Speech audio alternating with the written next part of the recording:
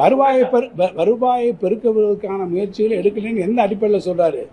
நீங்க நம்மளுடைய இன்வெஸ்ட்மெண்ட்ஸ் எவ்வளவு தூரம் வந்திருக்கு? நீங்க 10 லட்ச ரூபா கடன் என்று சொல்லுவதிலே இருக்க 12 லட்சம் ரூபாய் 12 லட்சம் கோடிக்கு நம்மளுடைய இன்வெஸ்ட்மெண்ட்ஸ் நம்ம இதில் வந்திருக்க. நம்ம இதில் நமக்கு பணம் வந்ததுனால தான் இவ்வளோ செலவழிக்கிறோம்.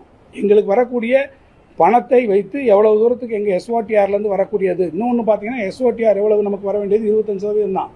75% பணம் எங்கேருந்து வரணும்? ஒன்றிய அரசாங்கத்திலேருந்து வரணும். அவங்ககிட்டருந்து வரக்கூடிய பணம் நமக்கு வரல, டெவல்யூஷனில் குறையுது. இன்னும் கூட சொல்ல போனால் நமக்கு ஃபினான்ஸ் கமிஷனில் இந்த வருஷம் வரப்போகிறதும் குறைக்கிறாங்க.